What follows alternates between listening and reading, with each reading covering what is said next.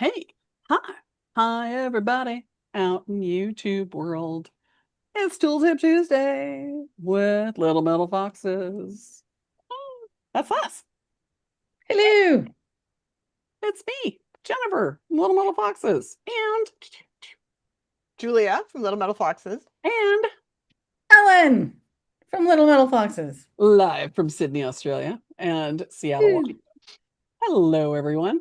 So, another great question came up in Open Studio this last week. One of the students was asking, how do you know what cleanser to use and what's going to be better? Is there one that's like the best cleanser that we're using, or are we supposed to be using one? Why is one cleanser better than another? So we were wanting to sort of touch base on some of the different cleansers so that you guys know what works best for what and what kind of safety issues there are with having them in the studio. And some of them have bad effects on your metal. So let's talk about that, right? So I know some people like to just have some basic scouring powder. Boop, boop. Problem with this is that it's lemon scented, but because it's sort of a generic scouring cleanser, it does have chlorine bleach in it. This can be problematic in the studio because chlorine bleach So many is, ways. so what? In so many ways. So many ways. Julia, you were saying that the chlorine bleach and stuff has negative impacts on different metals. Gold. Yeah, I don't even remember now what thread I was on. It was Ganoxen or someplace was talking about retipping prongs and, these women who would come in, a year after they got married and the prongs on their white gold wedding rings were just like all spongy and just completely crumbled under the jeweler's hands. And Trashed. they swam all the time. They were always in a pool and they didn't take their wedding ring off. Right. And the chlorine in the pools is just really, really damaging to a lot of metals. No, it's the alloys, the additives in the metals. Yeah.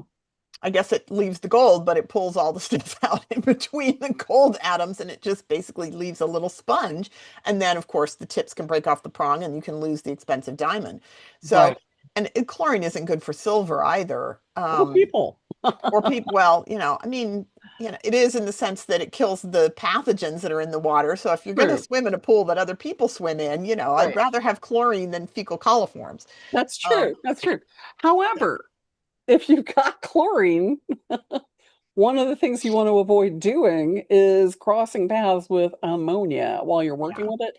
So if you're working with like ammonia in one, like a liquid cleanser, and then you've got you're like, oh, it's a generic scrubbing thing. You're mixing bleach and ammonia, and that can release chlorine gas, which is really bad. If you've ever done that in the bathroom accidentally, when you're cleaning the tub, it's like, oh, I can't get this stuff out, and you use something that's like way too strong, suddenly you've got, chlorine gas that's just, It's in your super bathroom. toxic. Yeah, it's really Yeah. bad for you. Yeah. Don't do it. So, yeah, don't Don't do try it it. there or here. The one that you see more often than anything else, I think, in the jewelry studio is Bonami or Bonami or Bonami. Um, this one is really good in the jewelry studio because it doesn't have the chlorine mixed in or the bleach mixed in. It doesn't have a lot of anything that's too harsh, but it does have a mild abrasive in it that does help you like clean the surface without leaving any residue.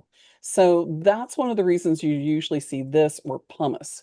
And Julia, you had a great tip about pumice that you can pick up from like Yeah, pottery. I mean, if you live in a place where, I mean, if you have a pottery studio nearby, like or if you know a potter, just ask them for a cup of pumice, right? Because pumice goes a really long way.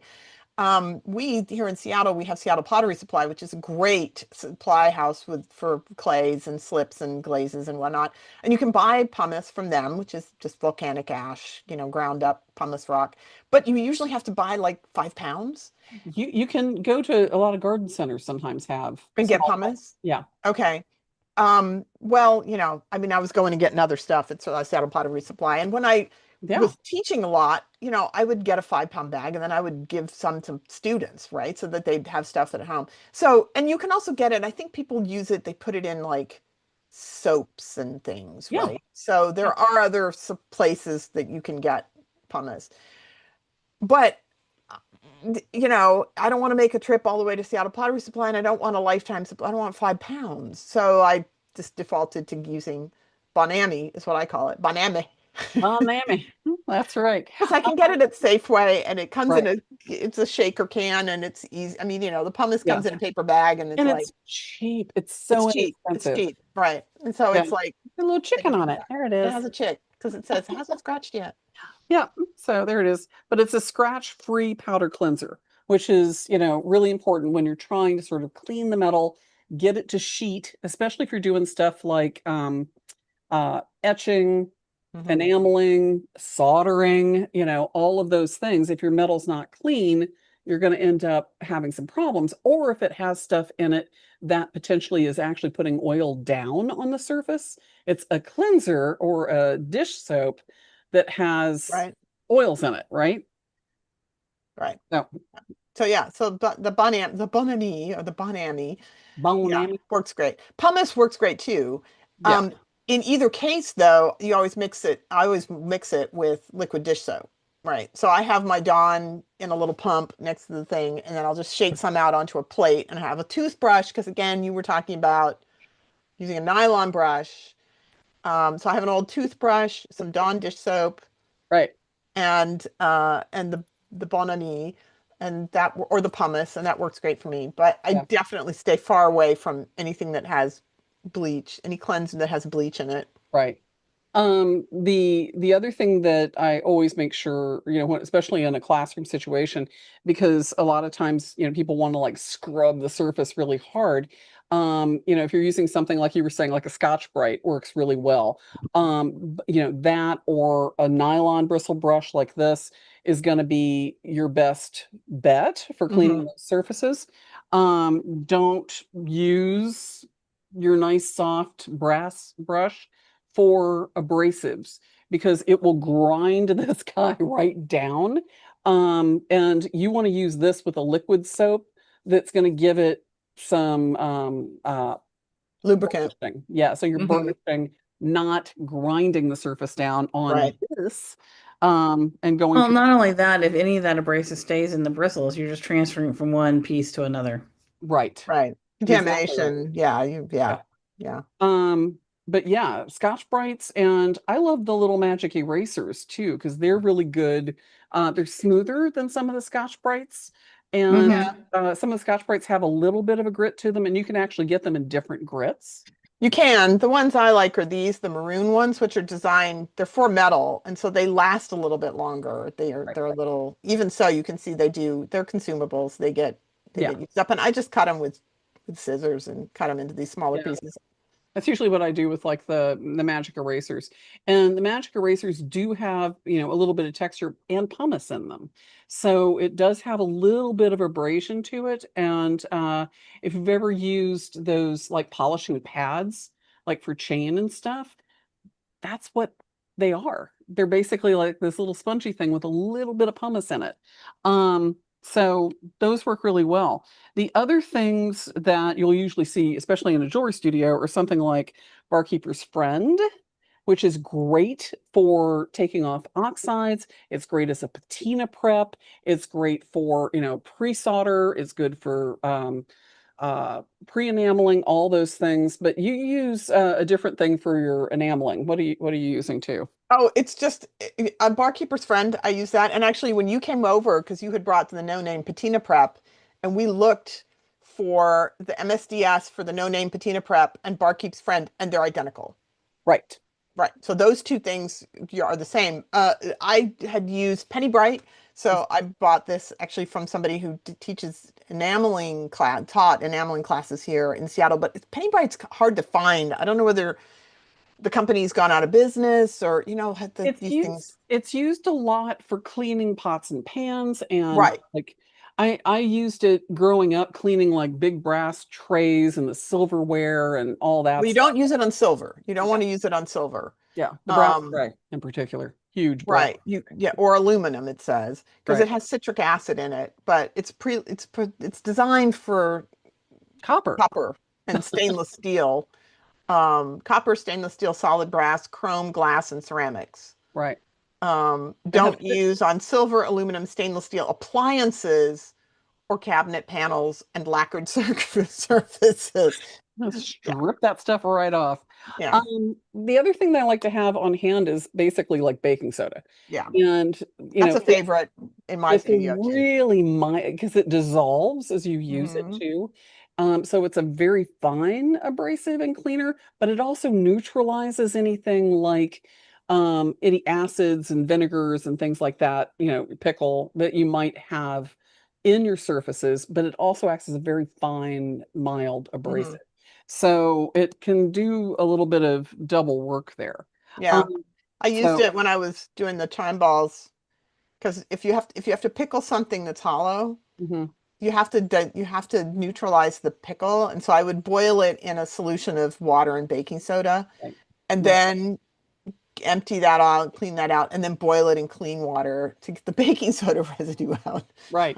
Because if Quite you the get, process. well, if you get something like you're cleaning stuff with, let's say, any kind of ammonia cleaner, and if it's brass, even sterling, copper, if it has any amount of acid on the inside, so if you're making beads and or boxes Hmm. and things like that, and that stuff gets trapped and dries on the inside, it will continue to erode Yep. and etch the surface and turn it a lovely shade of pas de verre. So you'll end up with, a lovely green patina or blue patina if it also has salt in it. But you end up with like an accidental patina that can Hmm. actually etch a bead from the inside out. Yeah. So it's really good to make sure that you've got that stuff neutralized. But as far as liquid abrasives go, or liquid cleansers, um, Dawn is usually the one you see in most jewelry studios because it does take grease out of the way, but it doesn't have oils and skin conditioners. And Helen, you had a really good point about the skin conditioners and um, these materials. Yeah, because it's like Julia's pointed out on Instagram, the issue that she was having in class one time was that things weren't soldering, and then she discovered that the soap had oils in it. And Hmm. so any kind of soap that has additives to condition your skin, like, and I equated it with the nail polish remover versus acetone, even though it's essentially the same product, does the same thing, your nail polish remover has all kinds of oils in it to condition your hands and your skin, your cuticles, where the acetone doesn't. Hmm. And you're just eliminating that secret oil that you don't think about when when you're using, you need to look for it basically is Right. Hmm. is Yeah. Yeah, So you have to be vigilant. Keep an eye out yes. for hidden oils. yeah, like easy on Because if like it has vitamin Palmolive. E in it, Yeah, like Yeah. yeah. Palmolive has skin conditioners in it. Especially it's like easy on your hands, not on, it's hard on Yeah, Madge. hands. Yeah. So We're so dating this ourselves is that we it's know like about. you're soaking in it. You're Yeah, soaking that's in it, right, Palmolive. but yeah, this is has a really good surfactant in it without all of the conditioning things that would add oils to the surface. When you're doing stuff like even casting, if you're using something like or using something that has other elements in it and you're casting, sometimes that can interfere with your cast material because when you like melt it all down and that stuff's on the surface, it can actually interfere. So using something like Dawn or using something that sort of neutralizes those acids and removes any kind of other chemicals from the surface is going to be better for things like enameling and etching and soldering. So yeah, so those are our best bets for cleaning.